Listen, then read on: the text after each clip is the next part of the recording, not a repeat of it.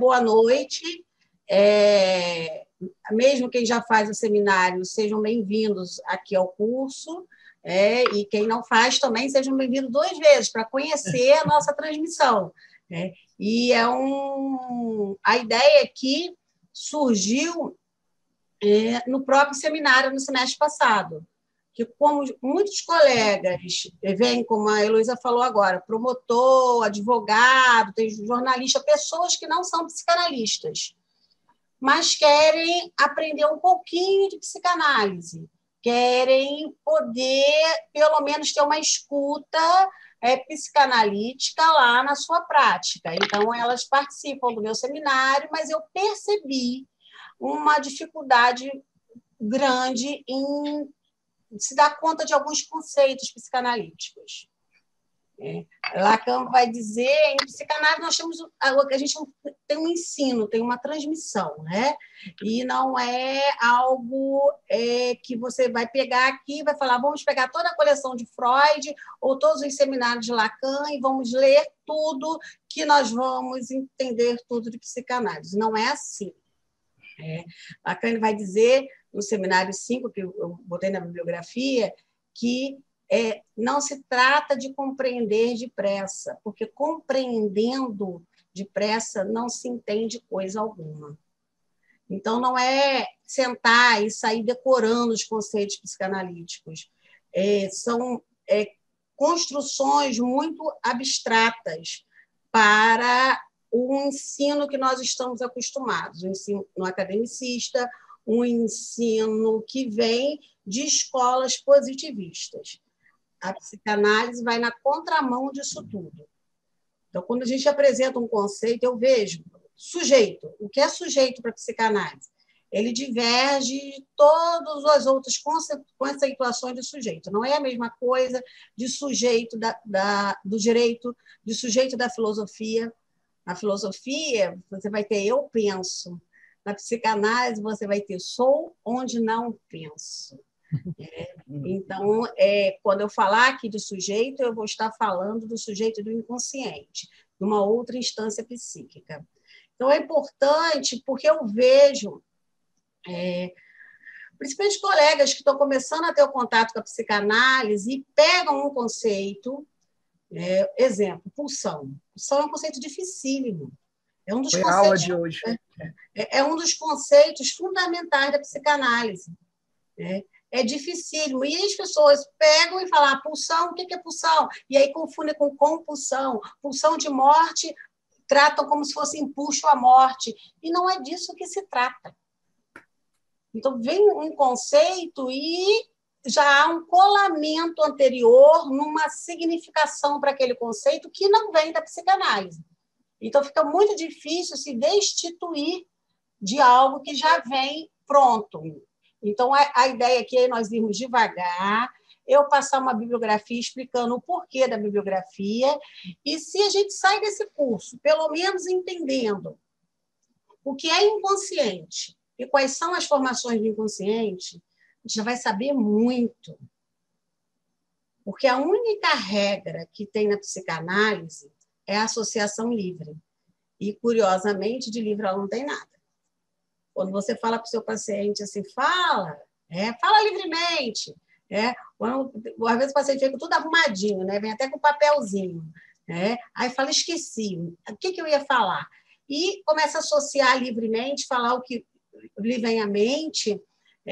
Isso não está tão livre assim. Isso está determinado por uma série de palavras que, em psicanálise, nós vamos chamar de significantes. Então, eu vou, não é na aula de hoje, explicar a importância do significante e do significado para a psicanálise. Nós lidamos só com a fala. E por que a fala a inconsciente? Não é o contrário. Então, nós somos seres da linguagem. O ser humano para a psicanálise, um não ser, porque ele está dividido, sempre dividido, sempre atravessado pela ambiguidade. Ele é um único ser falante, que está inserido na linguagem. E é isso que causa série de equívocos. E é isso que funda o inconsciente, é a linguagem que funda o inconsciente. Daí, um aforismo lacaniano, que eu vou falar agora, mas que tem uma série de coisas, a gente poderia...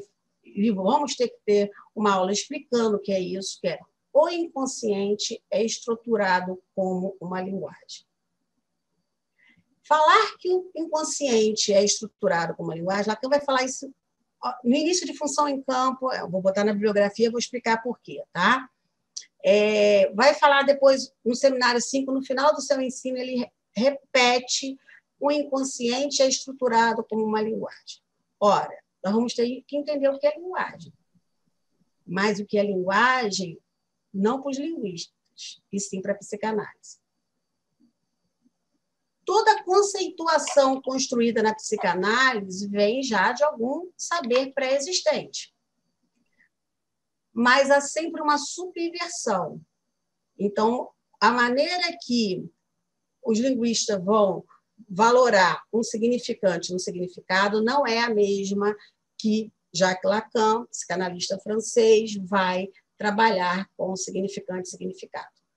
Então, é muito importante a gente atentar para isso, porque a formação psicanalítica ela pode ser feita por todo aquele que tem o desejo de ser analista. Mas quando é que esse desejo surge? Normalmente a partir de uma análise individual. E o sujeito vai buscar, posteriormente, o conhecimento teórico.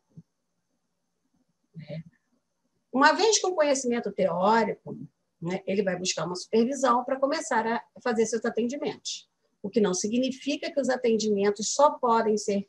Desculpa, uma supervisão só pode ser feita no início. Você pode ter 20 anos como analista e um belo dia um caso te tocar de tal forma ou uma questão de manejo você levar para a supervisão.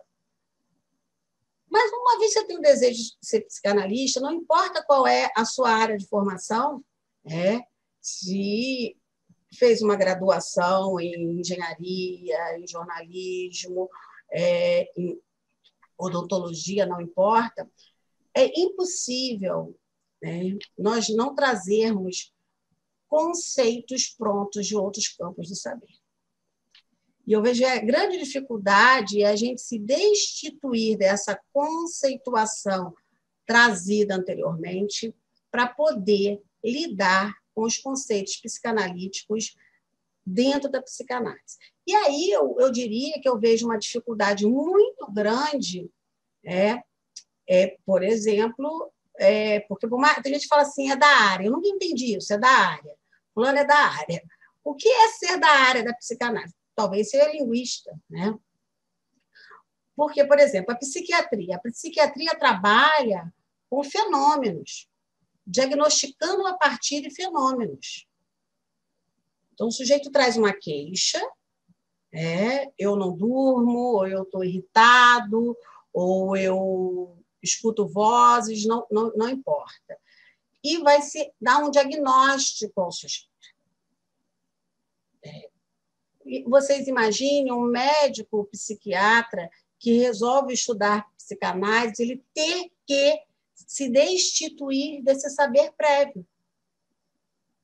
Eu considero muito mais difícil, porque ele já tem um saber prévio, ele já tem uma prática clínica que não é psicanalítica. E não escutar somente o fenômeno, e sim o sujeito do inconsciente, é muito difícil. Voltando, a única regra da psicanálise é a associação livre.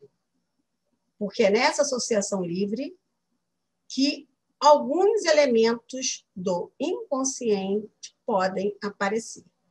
Esses elementos, vamos falar, são palavras.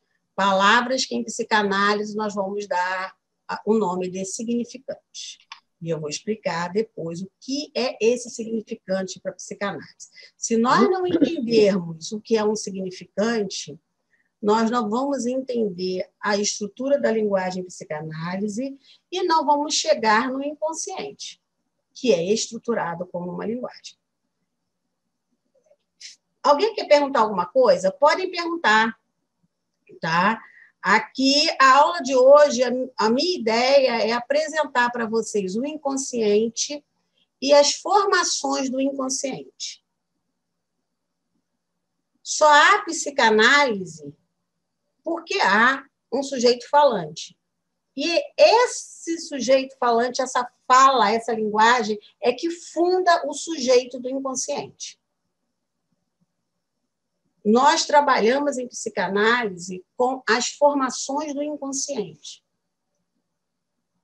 Quais são as formações do inconsciente? Qual é a formação do inconsciente que funda a psicanálise? Qual é o livro inaugural da psicanálise? Isso eu acho que é... Os sonhos. Os sonhos. Os sonhos. Os sonhos. O sonho é a formação do inconsciente que Freud utiliza para fundar a psicanálise. Ele começa escutando lá em 1893, 1894, 1995, as pacientes histéricas que trazem uma sintomatologia. E foi a frase inicial, vou colocar depois, eu botei uma frase aqui de Freud, que foi uma entrevista, quem entrou cedo viu essa frase, né? Que ele diz: comecei a minha prática como neurologista, depois caminhei para escutar as histéricas, e aí ele se deu conta que esses sintomas histéricos, e nós vamos ter outra aula sobre o que é histeria, esses sintomas histéricos, eles têm uma estrutura de formação onde está presente o recalque, que é a mesma estrutura que a gente encontra nos sonhos. Daí o sintoma ser uma formação inconsciente, o sonho ser uma formação inconsciente, a tirada espirituosa, algumas piadinhas, ser uma formação inconsciente, e o ato falho ser uma formação inconsciente. Essas são as 4 formações inconscientes. Tem um slide, tá? Eu vou passar. Quem não quiser anotar, não precisa anotar. Essa aula fica gravada. Vocês podem acessar quantas vezes vocês quiserem. Porque eu acho que a escuta, né? Você vai escutando e o significante não entrando. Então, quem não quiser se preocupar em gravar, escrever, eu vou fazer essa introdução, vou mostrar os slides, a gente discute novamente. Quando eu fui preparar as aulas, eu falei, onde eu estava com a cabeça que eu fui falar que eu ia dizer isso tudo em 4 aulas? Não tem como, né? Então, se a gente tiver que fazer depois 2 aulas a mais, a gente faz. O importante é a gente compreender, sem ter pressa de compreender, ter aquele time para a ficha cair. Se não for assim, a gente pega o livro, saia do livro, entendi tudo ou não entendi nada, né? Decorei, né? Não, a gente tem que ir, tem que ir a ficha caindo, tem que começar, tá? A aprender os conceitos. Porque você pode ir no dicionário, inclusive, eu recomendo que vá, que ajuda a ter uma ideia do que é aquele conceito, né? Mas não adianta nada ir para o dicionário e decorar tudo. A gente tem que cair a ficha como é o discurso analítico. E é um discurso diferente de todos os outros discursos. Daí a nossa dificuldade de sair desse mundo do sentido, porque o que a gente fica buscando? O que várias terapias tentam nos oferecer, um sentido. Explica isso que eu quero saber. E o que a psicanálise coloca em cena é uma estrutura de falta. Olha, é isso aí mesmo. Somos castrados. E o que a gente vai fazer diante disso, né?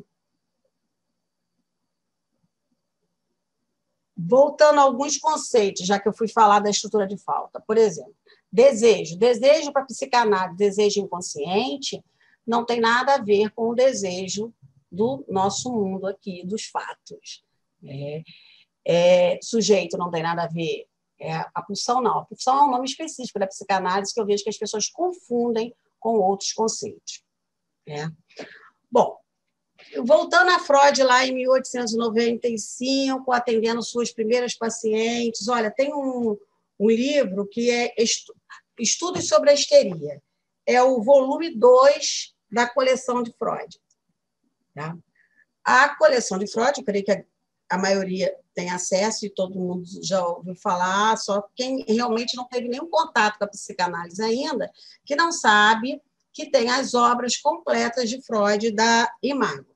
É extremamente criticada, a tradução não é boa, realmente não é boa, mas é a mais acessível. Existem outras até em PDF, em espanhol, e a Autêntica e a Companhia das Letras está fazendo publicações até boas, e inclusive a Companhia das Letras traduzindo direto do alemão. Isso que eu ia dizer, Dirce. O Paulo Endo, né, aquela turma. Mas como esse daqui meu está todo marcado, por mais que eu leia o outro... Cada leitura é uma leitura, né? Esse não é bom, mas eu acabo consultando esse porque já está todo anotado, então eu já vou lá na parte direta, né? Mas nesse volume 2, Estudos sobre a Histeria, tem os primeiros casos atendidos por Freud. E o Freud inicia a sua clínica a partir da histeria, da neurose, escutando o sintoma histérico. O sintoma histérico, né, vamos falar daquele conversivo, a conversão, né, que pode ser uma paralisia de um membro, parar de falar, parar de andar, cegueira. Mas o sintoma para a psicanálise é uma formação do inconsciente, que por alguma questão houve um deslocamento aí de algo para o real do corpo.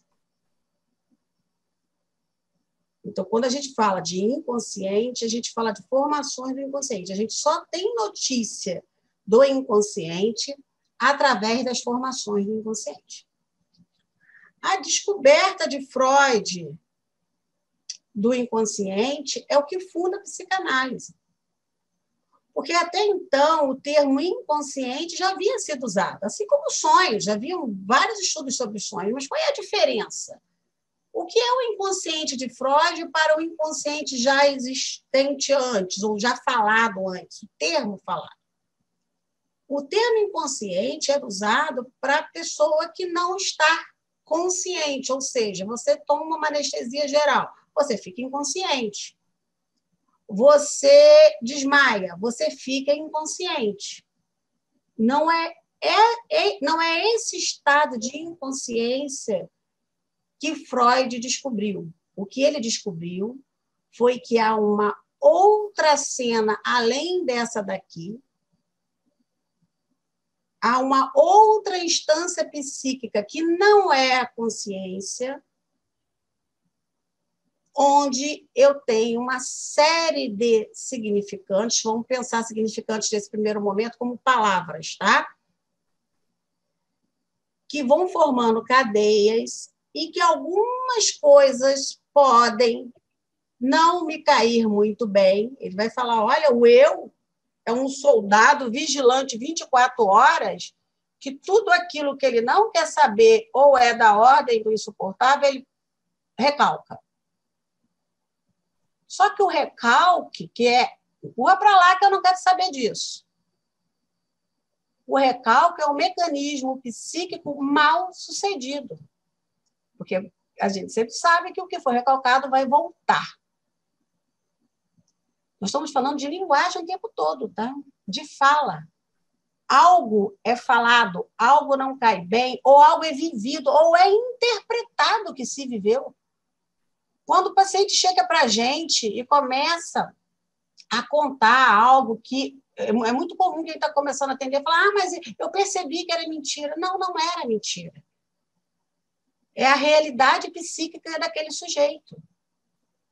Não nos importa o mundo lá fora, se aquilo aconteceu ou não. Importa que o paciente está trazendo. Ele está trazendo a verdade psíquica dele. Que é importante que a gente se dê conta do que é realidade para a psicanálise. O que é realidade psíquica? Toda realidade psíquica, estou falando aqui de neurose ainda, tá? Depois a gente vai ter umas aulas falando das outras estruturas clínicas. É atravessada pela fantasia. E é atravessado pelas nossas interpretações. Você pega dois irmãos gêmeos que vivenciaram, sei lá, viram o pai sendo assassinado. Cada um vai contar de um jeito. Cada um vivenciou aquilo de uma forma. Cada um tinha condições dentro da sua realidade psíquica de elaborar aquilo de forma diferente. E, às vezes, não elabora. E produz uma série de sintomas. Então, é disso que a gente está falando quando está falando de psicanálise, de inconsciente e de formações desse inconsciente. Até aí, tudo bem? Querem perguntar? Perguntem. Eu estou tentando usar...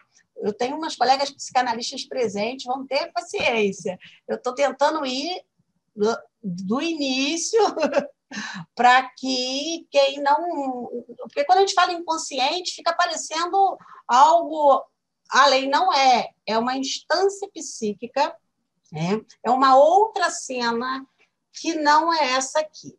Nós vamos ter em psicanálise o eu, nós vamos ver como se estrutura esse eu, e o sujeito. Entendeu, Heloísa?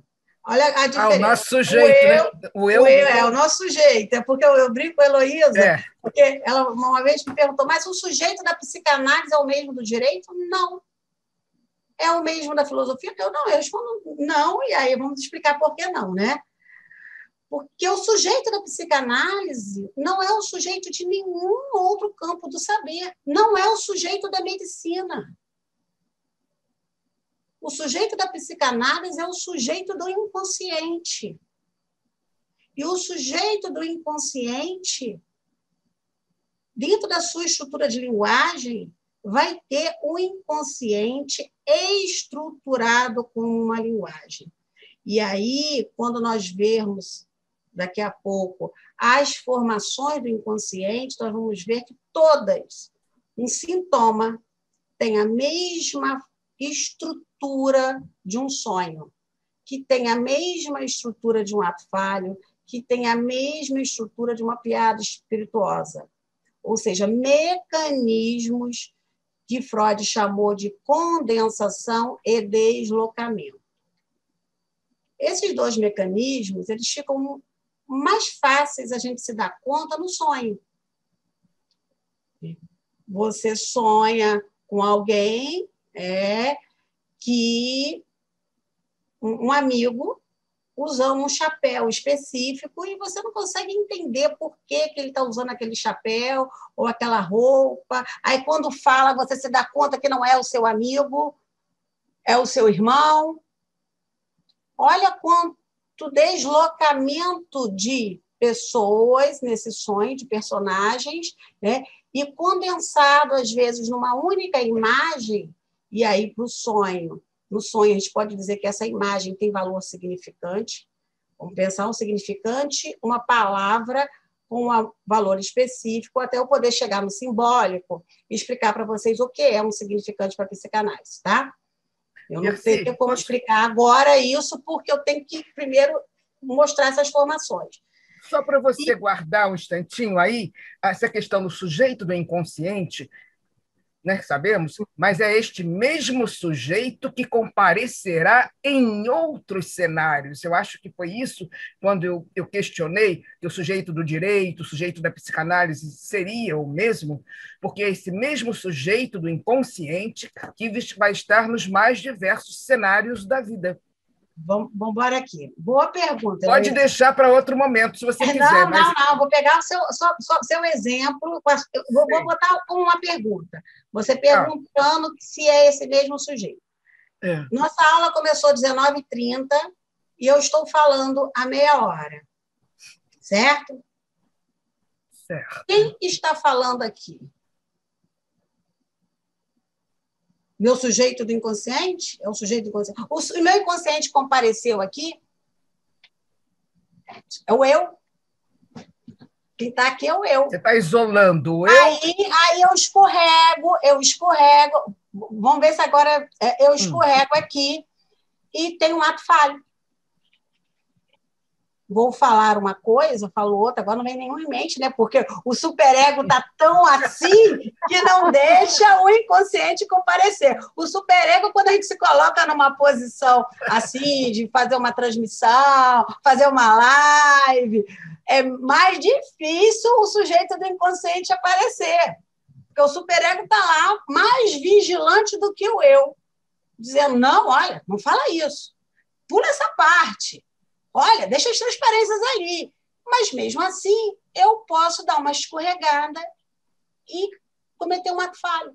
Como eu vi numa palestra do direito, uma vez, uma pessoa, o rapaz estava falando tudo e alguém fez uma pergunta sobre crime para ele. E aí ele faz assim, o crime que eu cometi, aí a plateia riu. Isso foi um ato falho. E ele ficou meio constrangido. Que eu cometi. Isso foi um ato falho. Aquilo que está lá recalcado no inconsciente dele apareceu. Quem compareceu ali? O sujeito do inconsciente. Algo estava recalcado lá no inconsciente, nessa outra cena, e apareceu. A gente vai ver em algumas casos o sujeito é neuroses, dividido, pensamentos, né? Que invadem as pessoas, né? Que não tem nada a ver com alucinações nem delírio, numa neurose obsessiva, né? Numa neurose obsessiva, alguns pacientes chegam e falam assim, olha, eu não sei, toda hora vem esse pensamento, mandando eu lavar as mãos, mandando eu tomar banho, não sei de onde vem isso, às vezes parece que eu vou enlouquecer. Isso vem do inconsciente, nem ele consegue explicar. Mas há, lá também no inconsciente, um saber sobre isso, daí a gente apostar no sujeito do inconsciente, diz, fala sobre isso. E ao falar, algo pode surgir. Aí o analista, o paciente, ele fala, o analisante, né? Ele fala até do seu dia a dia, do que aconteceu, um aborrecimento e que é relevante, ou do seu sintoma, né? Ou dos seus desejos, e significantes aparecem. Se você está no lugar de analista, esses significantes aparecem. Porque o analisante, ele fala signos, e você escuta significantes, né? Que é uma palavra que o Lacan vai dizer, o significante é o destino. O significante marca o sujeito, ele determina a história do sujeito. Ou seja, existem palavras que têm um valor específico para você. E aí a gente tem que entender melhor o que é significante, tá? Mas é impossível não falar de significante aqui agora. Então, eu vou falar que é uma palavra... mas tudo que você está falando é palavra, sim. Mas existem palavras que vão formar uma cadeia específica. E no trabalho analítico, você pode fazer com que a pessoa, tá, faça uma nova elaboração em cima daquela mesma situação, daquele mesmo contexto. Ele reescreve a história dele. Por quê? Porque é possível uma outra interpretação. Interpretações coladas, né? Por isso que é bom não entender. Né? Melhor coisa é não entender. Não entendi nada. Que bom, então fala aí, vamos construir alguma coisa? Né? Olha, eu quero ler do Seminário 5 para vocês. O Seminário 5 é o Seminário de Lacan, As Formações do Inconsciente. Mas Dercy, você está falando logo de Lacan na aula introdutória? Esse aqui, Seminário Lacan, eu recomendo. É simples, não é complexo.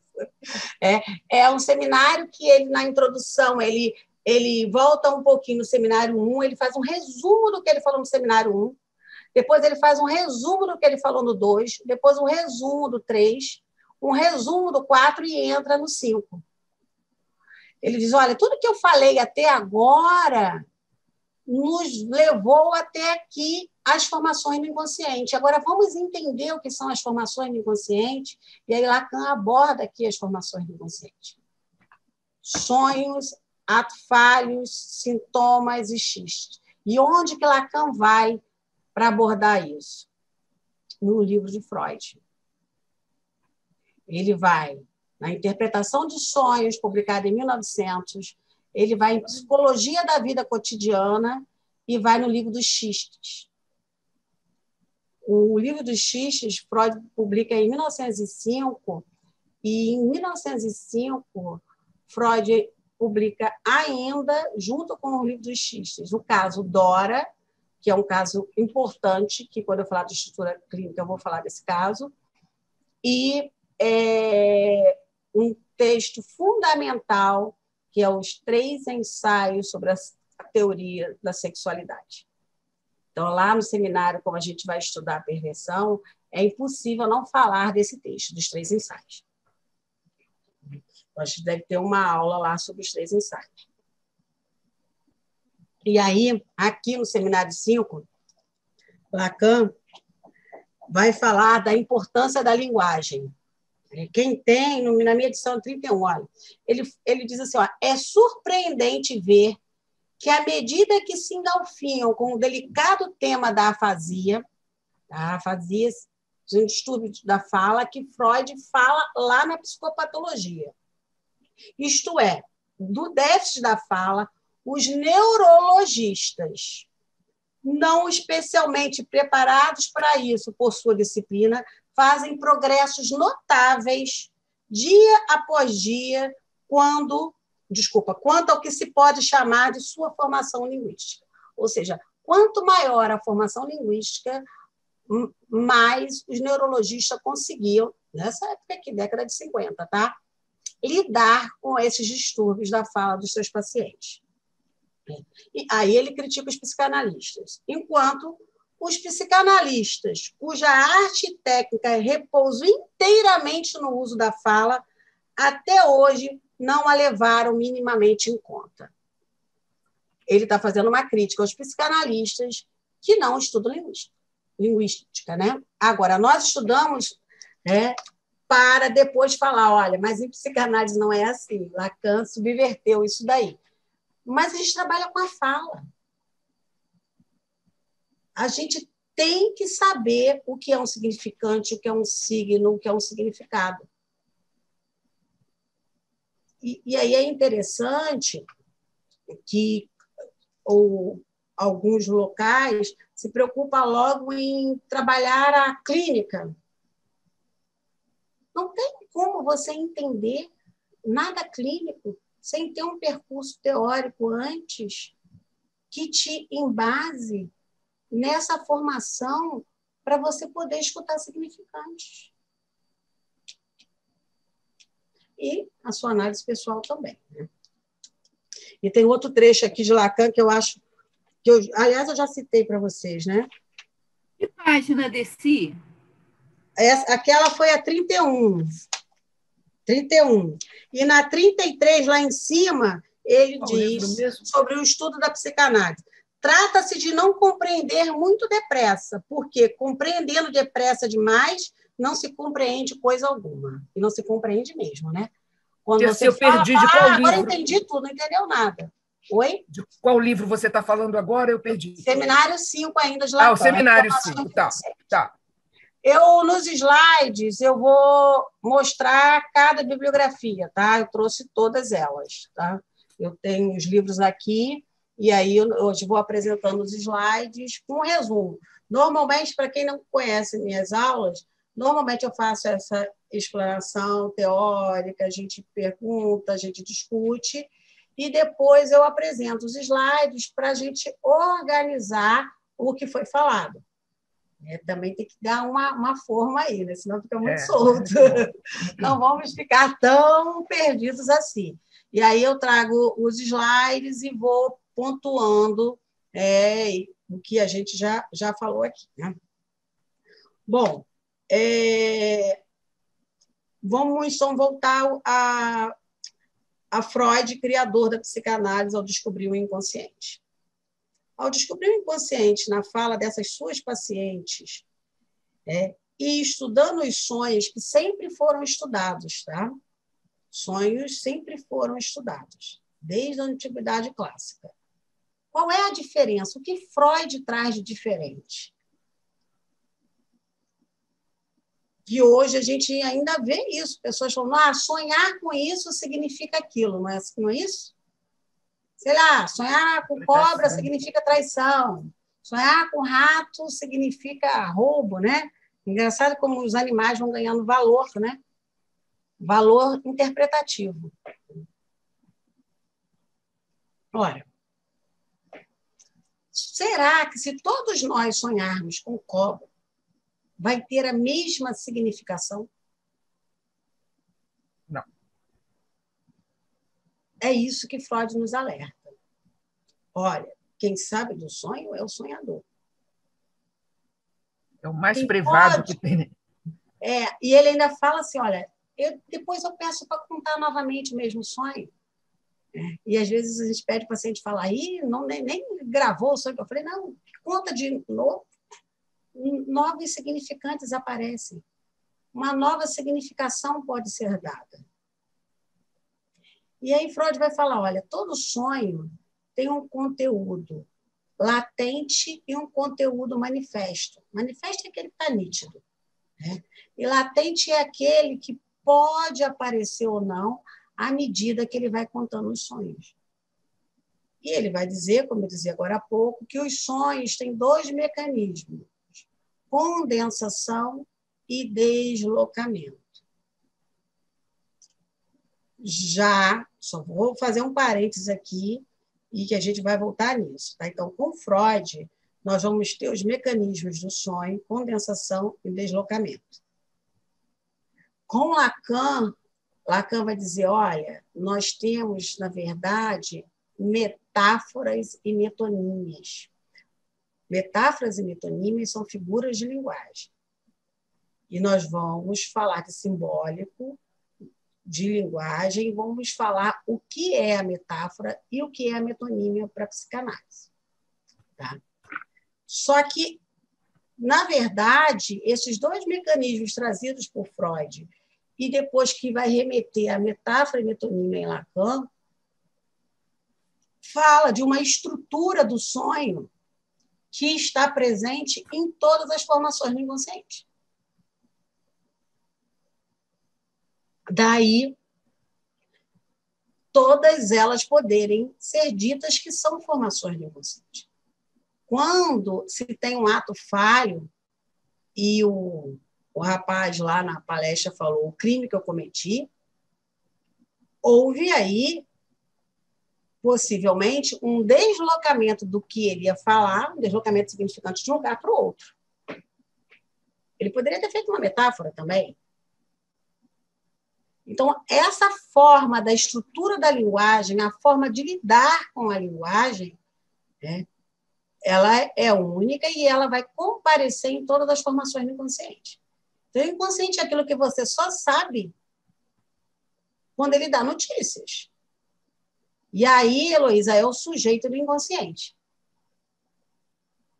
Sim. Que é uma outra instância psíquica, não tem o eu e o sujeito do inconsciente. Quando a gente chegar, que é a próxima aula, nos registros psíquicos de Lacan, real, simbólico e imaginário, a gente vai ver que quando eu estou falando aqui de significante, de linguagem, é simbólico. E quando eu estou falando de eu, é de imaginário. Por que o paciente vai para o divã? Alguém saberia um dos motivos pelos quais ele vai para o divã? Qual é a grande dificuldade, por exemplo, agora numa pandemia, aparece um paciente novo, você vai atender via voz ou via vídeo?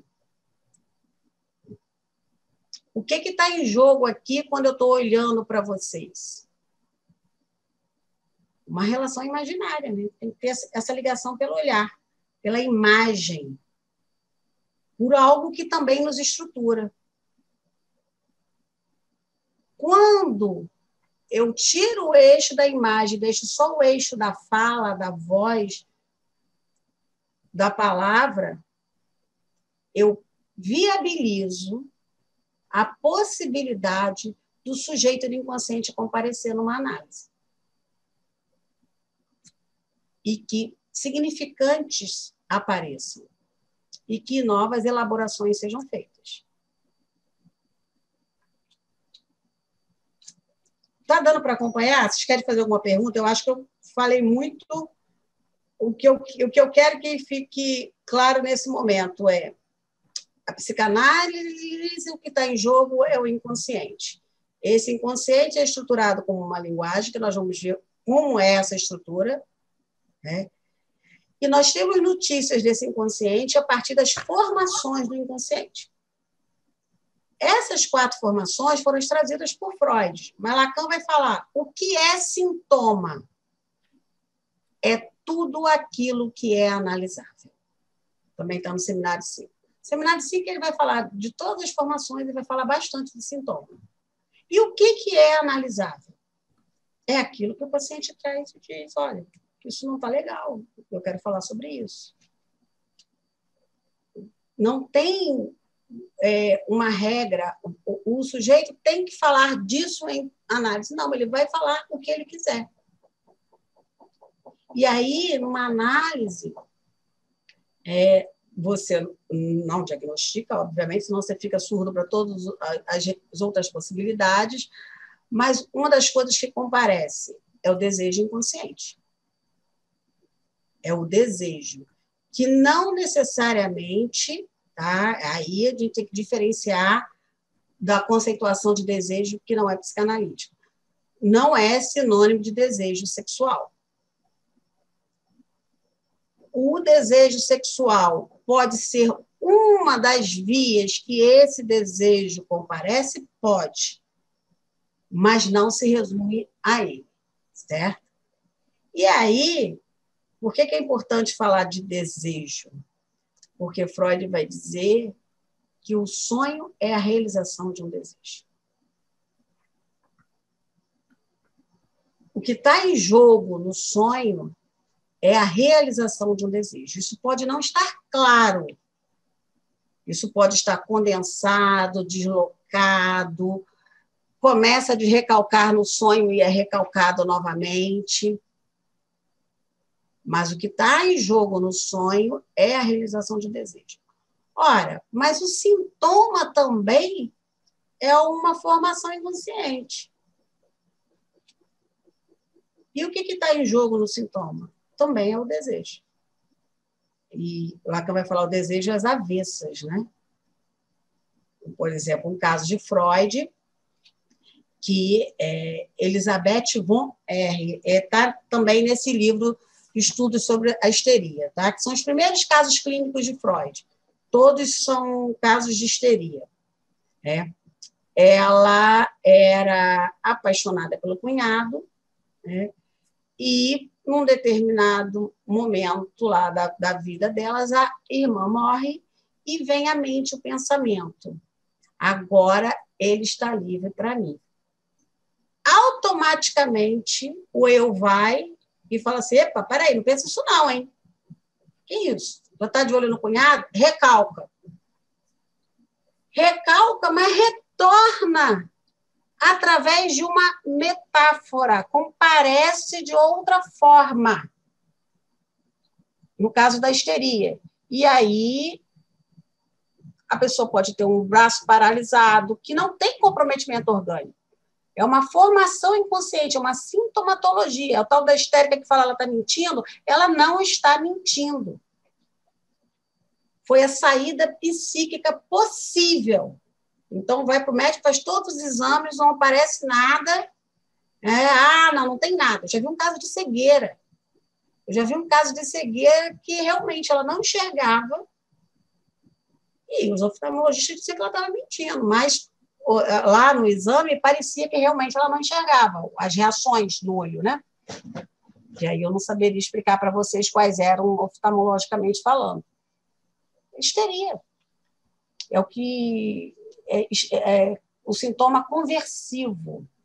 É convertido, né, em uma sintomatologia que comparece no corpo. Na histeria, isso é muito claro, comparece no corpo, né? Na neurose obsessiva, isso vai aparecer no pensamento. Faça isso, faça aquilo.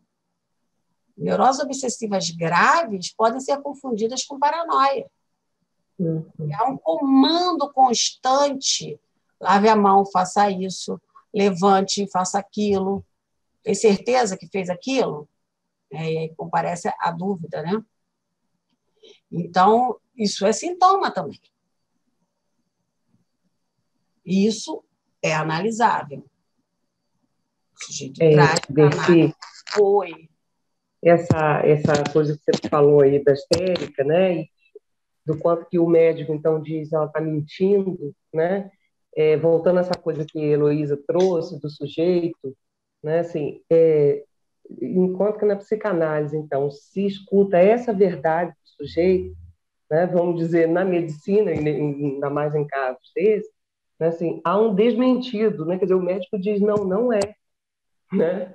E a pessoa diz, eu não enxergo, né? Eu acho que isso aí é uma diferença muito grande do que é, eu acho que pode exemplificar, o que é essa escuta do sujeito na psicanálise. Escuta do sujeito. Do sujeito, né? Então, ele está dizendo de uma coisa, e o médico diz, não, não é. Você não está cega. E a pessoa diz, eu estou cega, eu não estou enxergando, né? Então, é um deslocamento, de fato, da escuta, assim, muito, muito significativo. É um rompimento, né? É uma outra coisa, de fato. Né? É o que a gente fala Esse de é um sujeito, aposta né? no sujeito do inconsciente. Sim, sim. Uhum. Quando você acolhe o paciente, você está apostando no sujeito do inconsciente. Sim, sim. Uhum. E mais fantástico ainda, o sujeito sabe, ele recalcou, mas ele sabe. E sabe sem saber que sabe. Sim. Mas quando ele vem para o analista, daí o lugar de suposto saber do analista. Uhum. Não é que o analista não sabe nada, ele sabe a teoria, tem a sua praxis, ele sabe isso, ele sabe que há um recalcamento, agora ele não sabe o que está em jogo. Uhum. Ele não sabe o que foi recalcado. Ele sabe que algo foi recalcado. Quem é que sabe? O próprio sujeito. Uhum. Daí a gente não tem a resposta, a gente sabe todo o mecanismo, mas você não tem a resposta.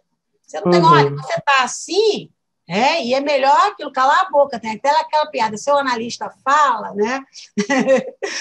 É melhor calar a boca para não sugestionar, porque o lugar que o paciente coloca o analista é um lugar que o que o analista falar vai ter status de verdade. Um dia pode cair, né? Mas tem status de verdade. Então, tem que ter muita prudência para não falar. Ou quando falar, né? Não, prudência para falar. Ou cala a boca, eu tenho muita prudência para falar. Né? Porque tudo que é falado, o sujeito vai pegar como verdade também. E isso pode não ser bom para o tratamento. Porque você não sabe o que está em jogo. Por exemplo, esse caso de Freud.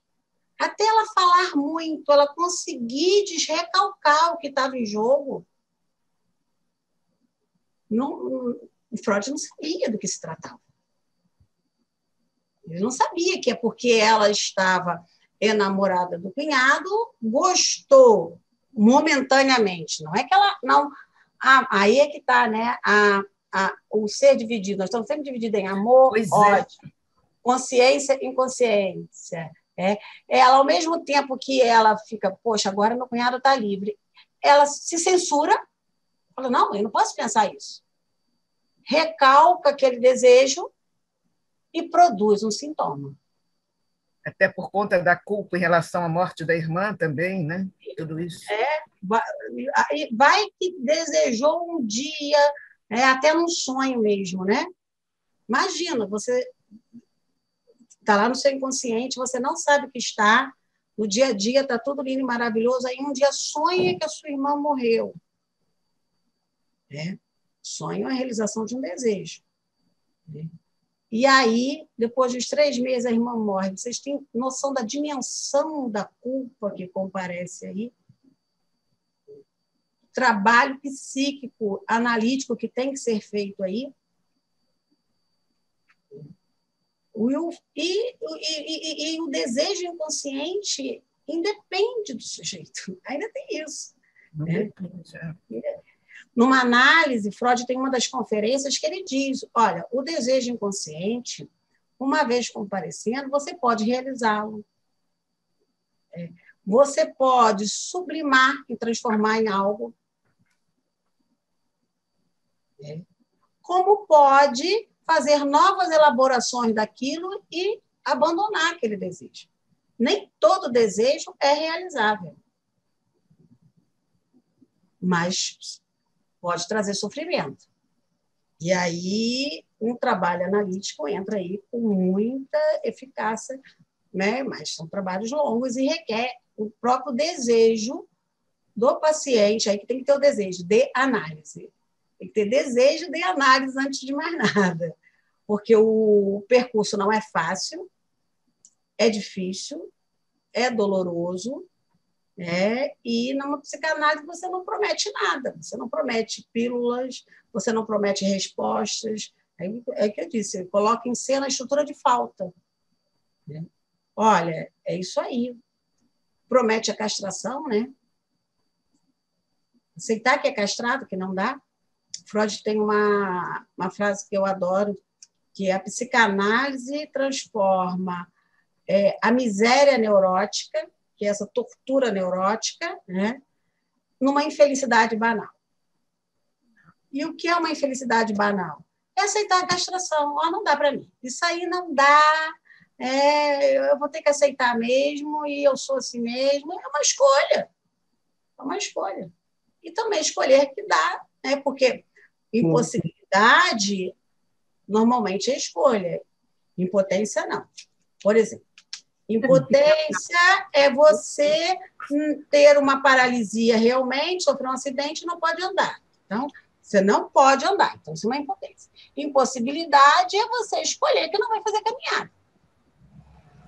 Eu não faço caminhada porque não dá, meu horário não dá, isso não dá. Estou falando um exemplo banal, né? Para poder comparar impotência com impossibilidade. Na impossibilidade, normalmente há uma escolha. Na impotência, não. O sujeito realmente não pode fazer nada diante daquilo. Uhum. E aí, o que a gente fala? Tem que aceitar a castração. E é difícil, não é simples. Aceitar não é fácil, né? E se dar conta do não, Alguém quer perguntar alguma coisa? Quando a gente aceita a castração, a gente deixa uma porção de pedra para trás. Sabe aquela caminhonetezinha que a gente carrega muito pesado na vida? Fica tudo mais leve. Aceitar isso aí mesmo, deixa, né? Fazer o quê, né? O que não tem remédio, remediado está, né? Mas não é tão simples assim, né? Dói, né? Dói muito. Muitos anos de análise. Eu ia te perguntar a frase que eu não consegui escrever. Transforma o que numa infelicidade banal? A miséria neurótica Tá. numa infelicidade banal. Depois eu vejo onde ele escreveu isso, tá? Alguém abriu o microfone aí. Será que eu poderia ter dito assim, de outra forma? Estou aqui com aquela questão na cabeça. No estudo do psiquismo, né, quando Freud chegou ao inconsciente, porque houve um descentramento do psiquismo no eu e na consciência. Aí eu diria, perguntando sempre, a divisão, né, do inconsciente, do sujeito dividido, né? Inconsciente e consciente. Sim. O psiquismo, né, apontou para Freud que tinha algo além. Da consciência e do eu, aonde era centrada, então, psicologia da época. Sim. Historicamente. Né? Quando ele descobre o inconsciente, ele descobre essa outra cena. Essa outra cena. E aí ele vai falar de ego, que a gente fala eu agora, né? Do isso e do superego, né? Então, hoje a gente poderia dizer inconsciente, sujeito, inconsciente, sujeito. Eu e supereu. É a mesma coisa que você falou. Eu acho que eu entendi o que você falou. Eu estou elaborando porque eu ainda não consegui, né, me desfazer daquele entendimento, até porque do sujeito do direito, sujeito da psicanálise, que o sujeito está aí tem um psiquismo. Esse psiquismo, né, que, com a descoberta do inconsciente, descentrou da consciência e do eu e acrescentou, digamos assim, o inconsciente. Então, a divisão na parte consciente, outra inconsciente, que está o tempo todo. Na tua aula, você não terá tido um ato falho, mas estava em você, poderia ter tido.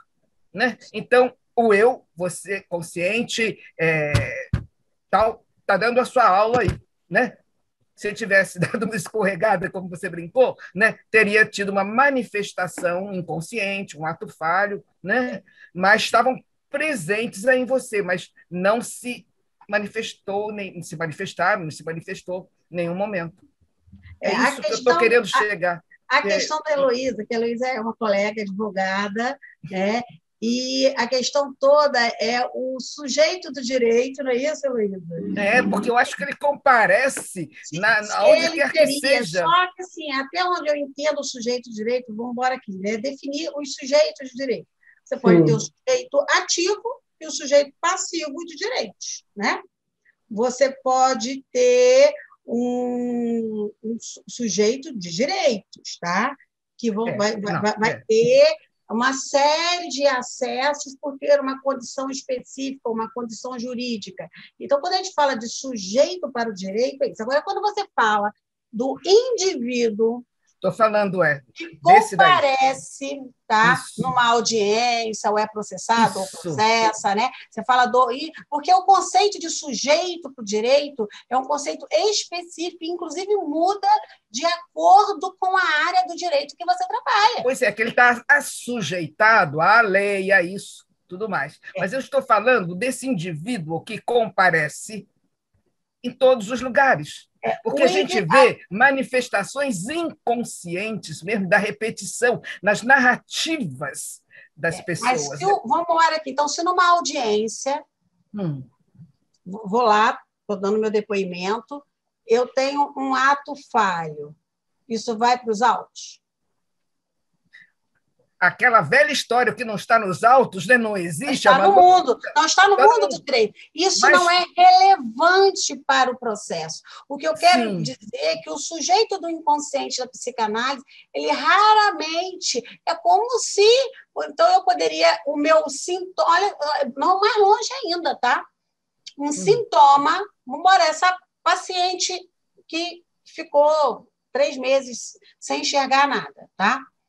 Ela vai em vários médicos, os médicos dizem que ela enxerga assim. E ela diz que ela tropeçou ali, caiu em cima de uma senhora que sofreu uma lesão corporal, ela está sendo acusada de lesão corporal, mas porque ela não enxerga. E aí, para a gente, da psicanálise, ela está com um sintoma histérico, né, produzido por um mecanismo chamado recalque, né, que retorna e provoca essa histeria de conversão. Se ela for processada, isso não é relevante. Infelizmente, o que vai ser relevante é um laudo médico dizendo que ela enxerga sim. Ela não tinha nada que ter empurrado a senhora. Ela caiu em cima da senhora porque se ela enxerga. Você está entendendo? Eu acho que eu construí esse... Porque o nosso sujeito do inconsciente da psicanálise, ele só comparece nas formações do inconsciente ou em análise. É a mesma palavra sujeitos, né, um significante, utilizado por vários campos do saber. Se tiver algum colega aqui, filósofo, vai nos definir o que é o sujeito da filosofia, de que sujeito a filosofia se ocupa, né? Na medicina, de que sujeito a medicina se ocupa? Não é do sujeito do inconsciente. Não. Que alguns médicos têm uma escuta analítica, ou às vezes são analistas também, é outra história. Mas não é esse sujeito que interessa a medicina. E não é esse sujeito do inconsciente que interessa ao direito. Pois é, justamente a nossa preocupação atual em grupos de estudo, justamente esse é outro que você vê as repetições, você escuta as narrativas. Esse sujeito do inconsciente está nos interessando. Não somos especialistas, mas queremos aperfeiçoar nossa escuta.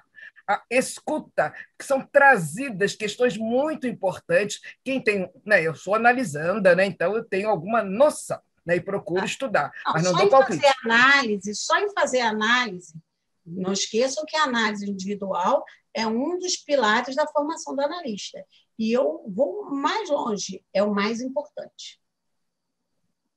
A análise individual é o pilar mais importante. Você pode a exigência, saber toda a teoria, pode saber Lacan, lá vai do primeiro seminário ao 20º, 23º, 24º. Se não tem análise pessoal, você não tem o pilar fundamental para ser analista. É na sua análise individual que você experiencia o inconsciente.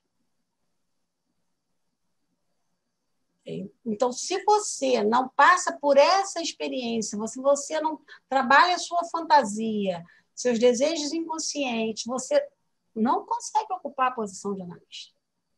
O Dercy, que justamente essa experiência me ajudou muito a ser mediadora, porque a mediação importou da psicanálise, entendeu? Então, é a escuta e através de perguntas você usa a fala dos mediandos, entendeu? Você não usa a sua fala, as técnicas te remetem, entendeu? Então, mas a análise, ele tem uma escuta diferente, não tem como não ter, porque ele começa a se escutar.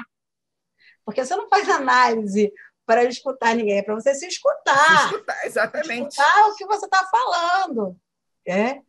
Porque falar a gente fala, mas se escutar é difícil pra caramba. E esse mecanismo, essa ferramenta é trazida para a mediação. Isso aí também do eixo imaginário, né? Ou seja, das interpretações pré-prontas, de ligações narcísicas. O narcisismo, fazer uma parênteses aqui, mas eu vou falar depois, quando eu falar de real, simbólico e imaginário. Mas é só uma pontuação. O narcisismo, ele é estruturante e ele é mais do que necessário. Sem narcisismo, você não toma banho, você não levanta da cama. Agora, a exacerbação de uma posição narcísica que nos remete a um colamento em relações estritamente imaginárias, aí sim, causa uma série de transtornos até de relacionamento com as pessoas, né? Então, você, quando vai para uma análise, você tenta dialetizar isso daí, né?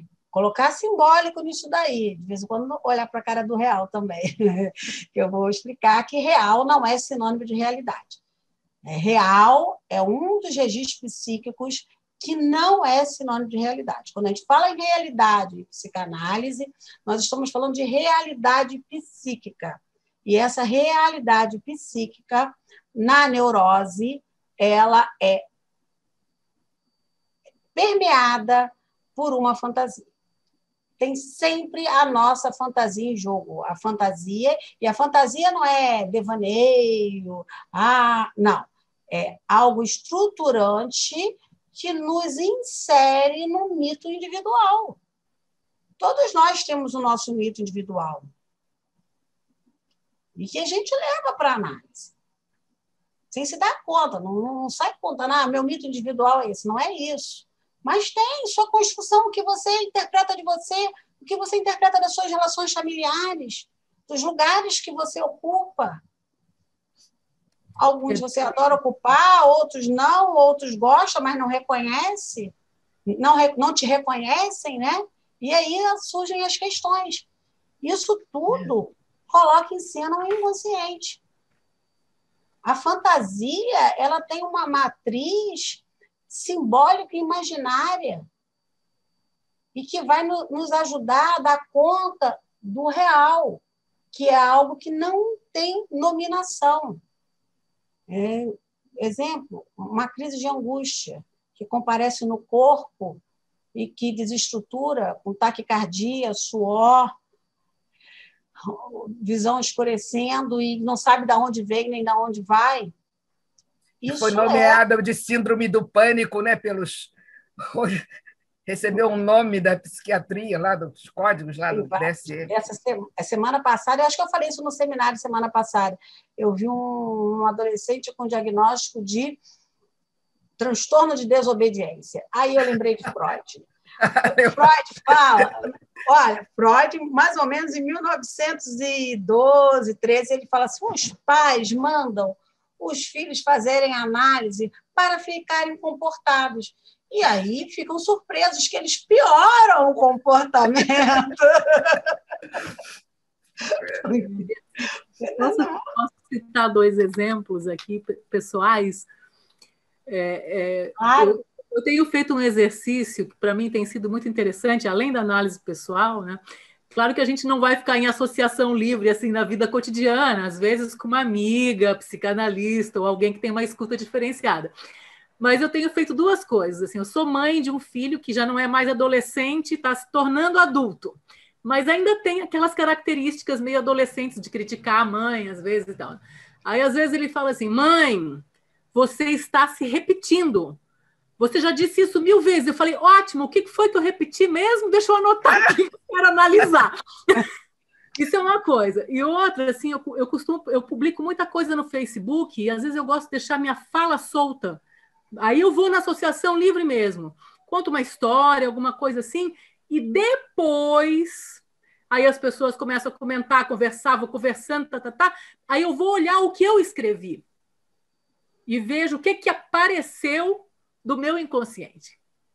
Então, isso para mim tem sido muito legal, sabe? Tem sido um exercício. Assim. Então, a gente tem N oportunidades na vida cotidiana também de se auto-observar, né? E de levar material para análise também. Né? E eu acho que isso Agora você nossa... falando, Gisele, que você escreve tentando que o seu superior não apareça, né? Mas ele vai aparecer em algum lugar, né? Não escreve assim, melhor isso. Aí você me lembrou agora do... Escrita livre. Escreva com vinho e revise com café, né? Porque escreva com vinho, o quê? Ingerir o álcool, superego, vai ficando de lado, né? Não é à toa que quando se bebe, se faz algumas coisinhas a mais, né? Ingerir o álcool, superego. Então, escreva com vinho, tira o recalque e vai, né? Até onde é possível também, porque também não vem dizer que só porque bebeu fez algumas coisas, não. E revise com café, né? Porque aí fica bem ligado para fazer aquelas... podar o texto, né? Não, eu faço várias edições, né? Também. Aí eu fico olhando assim, o que eu editei? Por que eu quis tirar aquela palavra? O que apareceu ali que eu não queria mostrar, né? E tudo isso é muito legal, né? Para mim tem sido interessante, assim. Só queria compartilhar. Não, obrigada por ter compartilhado. Olha, alguém quer falar mais alguma coisa? Eu vou voltar a falar o que eu falei no início. Desci.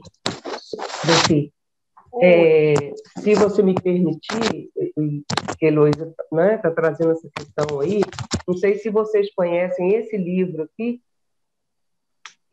Qual é? Eu não estou conseguindo ler.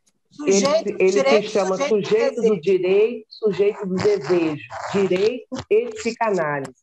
Isso foi um encontro na UERJ, a organizadora é a Sônia Altoé.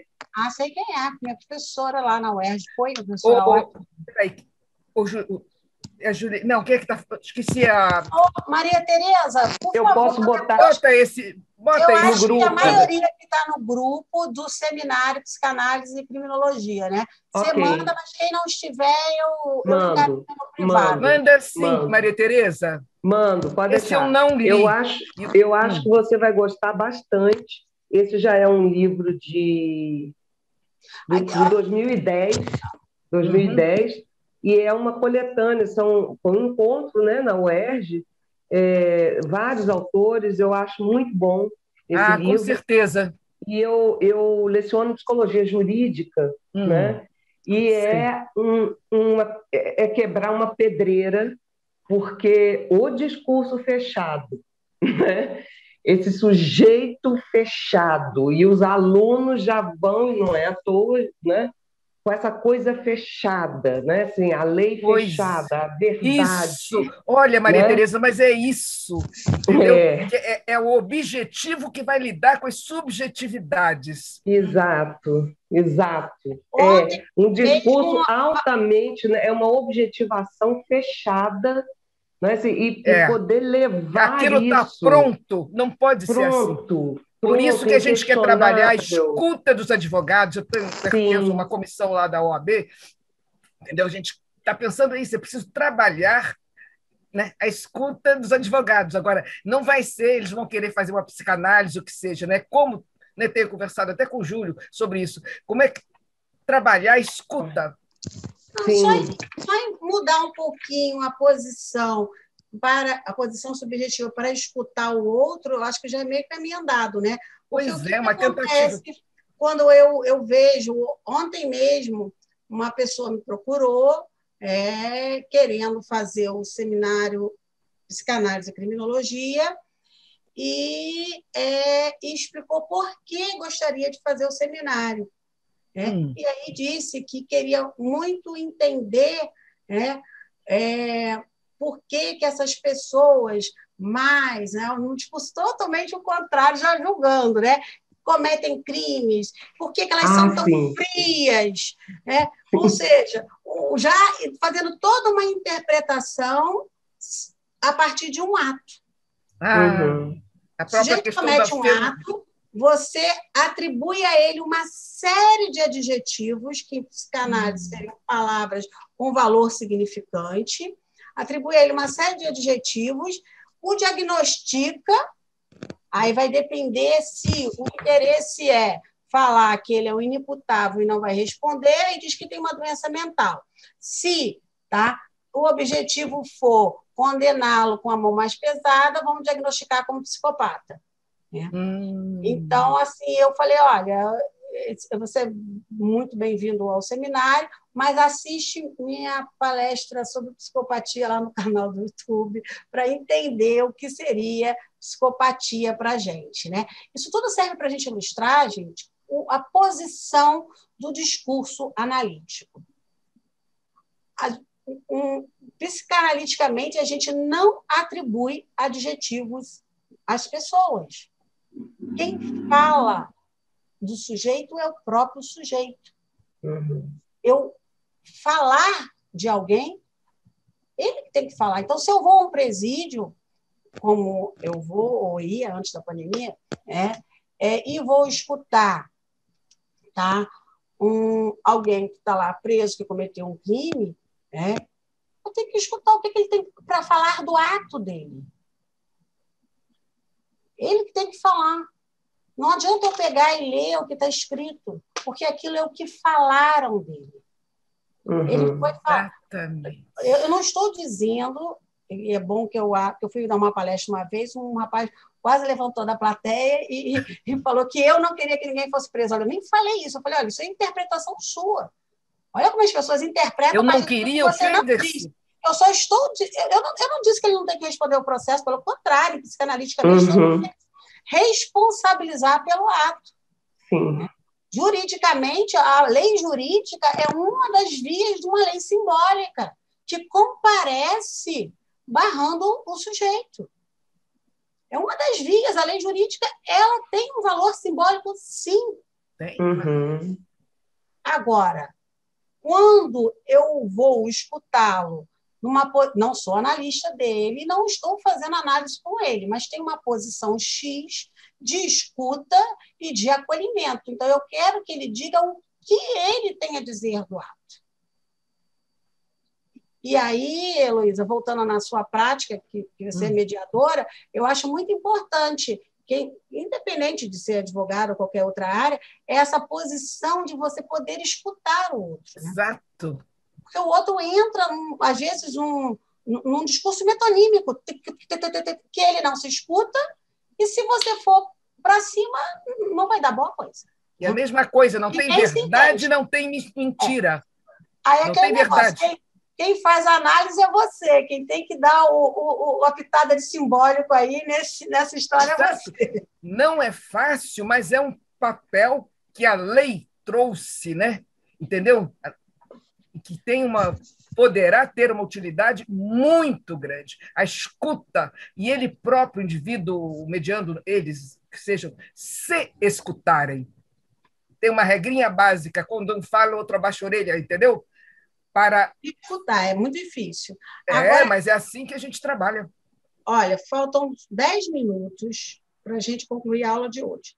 Eu queria dizer para vocês que se eu tenho um cronograma a seguir, né? Se em 4 encontros não der, a gente faz o 5º, faz o 6º. Mas na 5ª semana eu não posso. A gente faz 3 semanas depois, 1 semana depois, né? De repente, a gente resolve depois ler um texto. Aí, isso aí a gente vai caminhando. O curso são 4 encontros, né? Quem faz o seminário faz o curso já incluso. Quem veio fazer apenas o curso, não se preocupe. Já se inscreveu no curso, independente de quantos encontros nós fizermos. Tá? O importante é a gente, pelo menos, sacar o que é psicanálise, porque todo mundo que está aqui está interessado em psicanálise.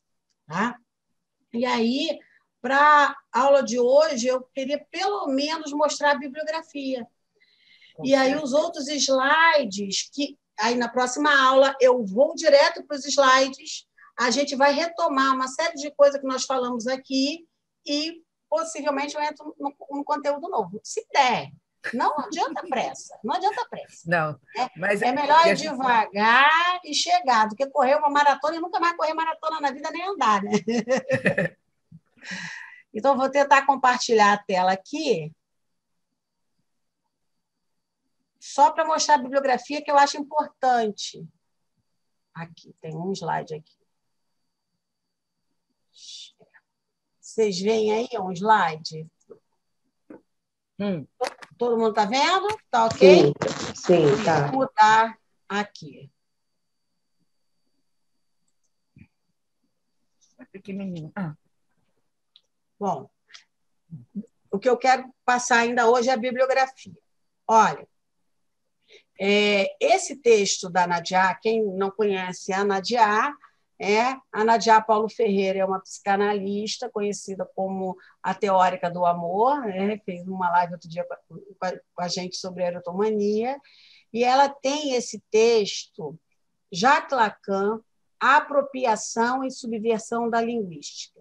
Você colocou hoje, né? Quem não está no grupo, eu vou enviar o link, tá? Se eu não enviar, pode me cobrar.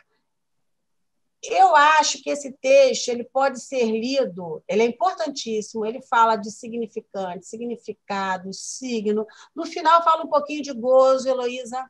É um dos textos. Eu passei os olhos mais acessados da Ágora, que é uma revista, inclusive uma revista considerada A1 pela CAPES.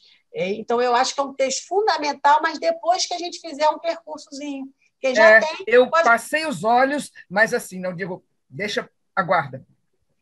Quem sabe a gente convence a Nadia para debater o texto com a gente, né? Não é? Aí a gente poderia ler o texto com ela ao final dos encontros. A gente vê. É um desejo de cada vez, né? Já é tão difícil lidar com os desejos, já quer desejar tudo, né? Vamos ler esse texto, vamos fazer isso, vamos fazer aquilo, né? Bom, o Freud, né? A interpretação dos sonhos é fundamental, é o livro que funda a psicanálise. Freud tinha expectativas que a interpretação dos sonhos fosse um super sucesso. É hoje, mas na época dele não. Então, ele achava que ele ia ser muito reconhecido, ia receber muitos pacientes, e não foi o caso na época. Tá? Ele, inclusive, guarda ele em 1899 para lançar na virada do século. Em 1900. Em 1901, ele escreve Psicopatologia da Vida Cotidiana.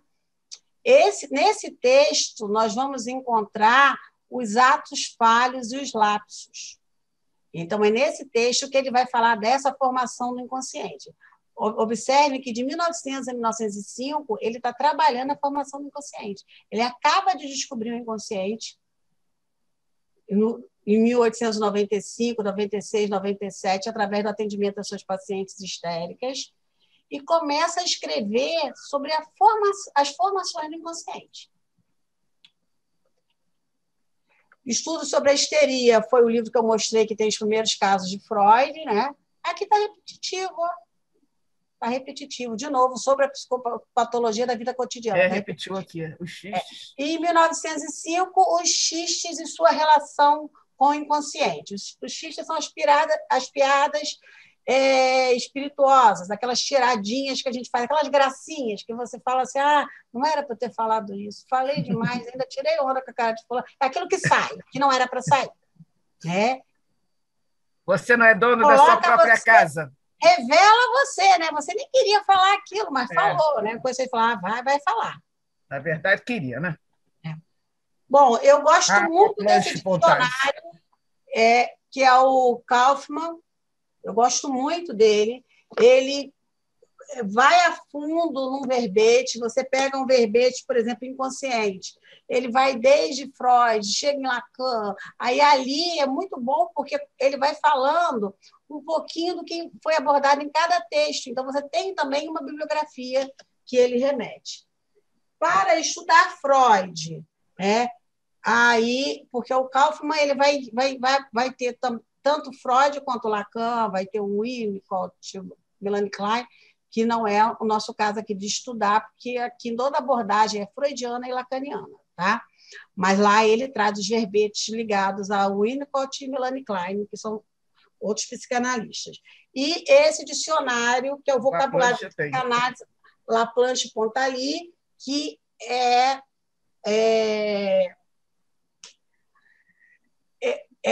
verbete de Freud. Tá? Então, para estudar Freud, é o Laplanche Pontaly. Deixa eu ver. Em Lacan. Esses textos de Lacan, quem não tem percurso, não vá ler, por favor, agora não, porque esses textos são para a gente ler quando o curso acabar, depois que a gente se der conta do que é um significante, do que é uma metáfora, do que é uma metonímia, mas vejam que os textos são todos ligados, tá? À linguagem, à instância da letra no inconsciente e à razão desde Freud. A Carta Roubada é um conto de Edgar Allan Poe que Lacan retoma para falar do inconsciente. E ele pega a carta como um significante e vai mostrar como que para cada personagem do conto ela tem um valor diferente. É fantástico. Ele, para trabalhar o significante, ele pega esse conto e fala, olha, carta. O que é carta para a rainha? O que esse conto vocês acham na internet, esse eu recomendo. A gente pode até ler e falar um pouquinho dele no próximo encontro. O que é carta para a rainha, o que é carta para o rei, o que é carta para o delegado, o que é carta para um outro personagem do PAN, ou seja, para cada um, o significante carta tem um valor. Função e campo da fala e da linguagem, pelo nome a gente já vê a importância, mais uma vez, da fala e da linguagem, né?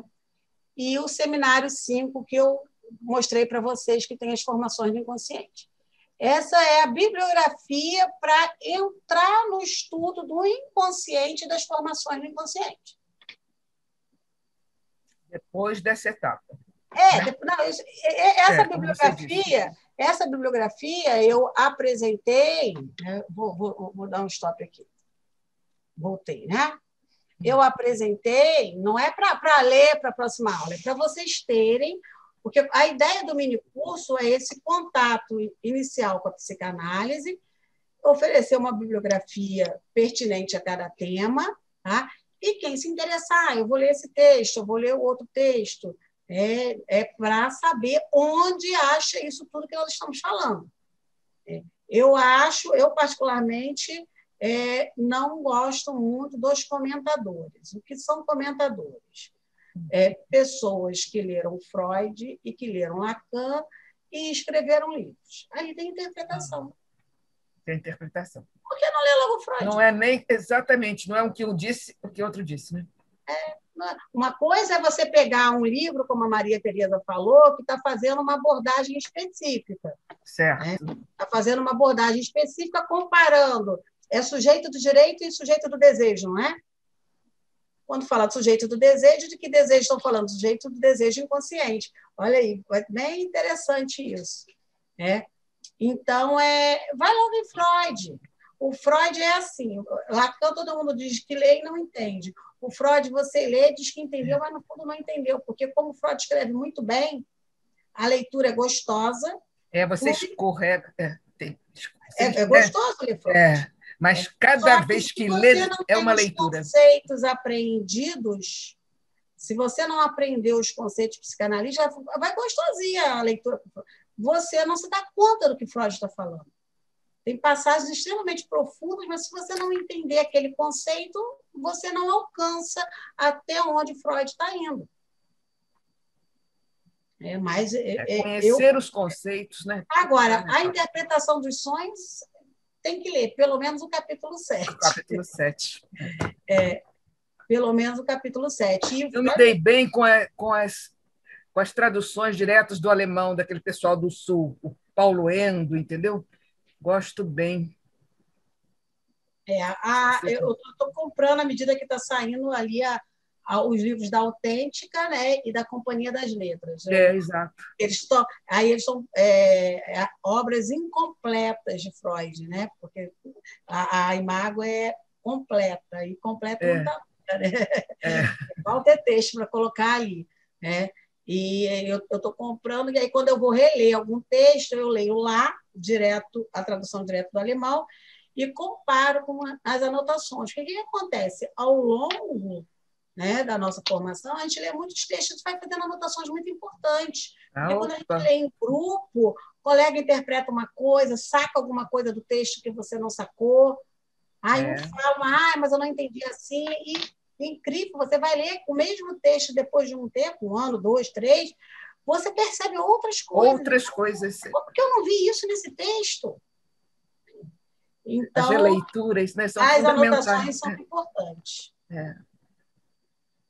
E aí, na próxima aula, a gente inicia com os slides, retomando o que a gente falou hoje, e eu vou já pegar o gancho aí das formações do inconsciente e entrar no simbólico, que é um dos registros cunhados por Lacan, dos registros psíquicos, né? Real, simbólico e imaginário. Então, a gente já entra aí na linguagem inconsciente estruturado como uma linguagem. Isso é básico para a psicanálise. O inconsciente, uma outra cena, o lugar do significante, o lugar do simbólico. O inconsciente é estruturado como uma linguagem. Isso é repetido, mas a gente tem que entender o que é isso. Tem que entender, quando eu falo estruturado com uma linguagem, o quê? Que estrutura é essa? Que linguagem é essa? Como é que isso se dá? Esse texto da Nadia faz bem a diferença da linguística, né? Eu passei os olhos hoje, mas não. Mas começa a Nadia ela é graduada em letras, professora de literatura, né? Então, ela domina a linguística de Ferdinando Saussure, de Atos, e foi estudar Lacan. E aí comparou, então ela consegue passar no texto a diferença do que é a subversão feita de Lacan da linguagem e a linguagem para os linguistas. Então, é isso, eu vou mostrar também um pouquinho aqui, para a gente, quando falar de linguagem psicanálise, saber do que está falando. Tá? Percy, ela bem podia dar uma canja para a gente, hein? Eu já pedi. Não, eu já pedi. O que acontece? O seminário da Nadia, ela colocou quinta-feira também. Eu reparei isso lá. Aí, né, eu vi hoje aqui uns colegas que também fazem seminário da Nadia.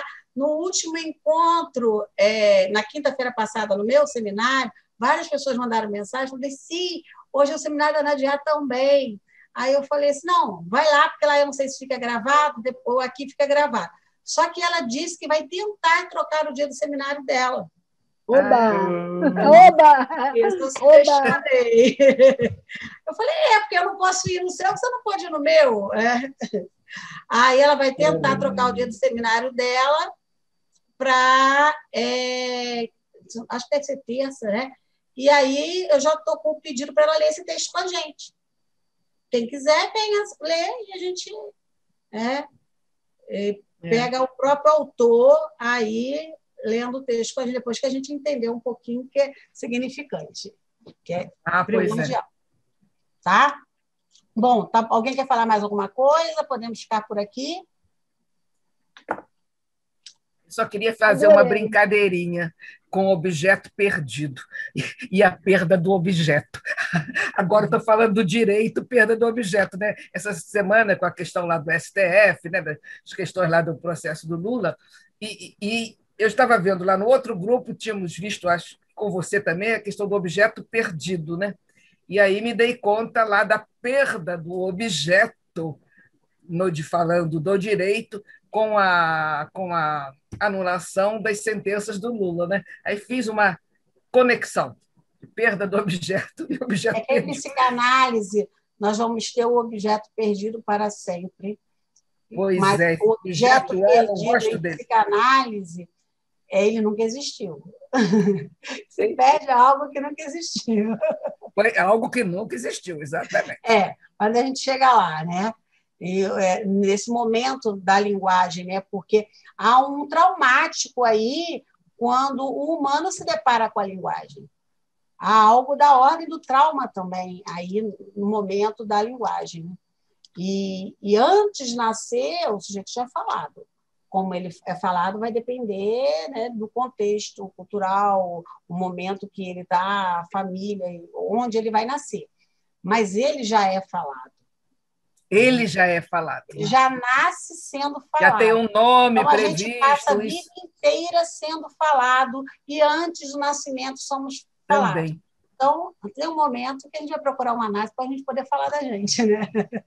Aí essa diferença da gente, né, para um instinto do animal. Né? Já nasce sabendo tudo. Né? Ontem o exemplo usado... E nós somos constituídos a partir do outro. Do outro. Ainda tem isso. Os animais não, né?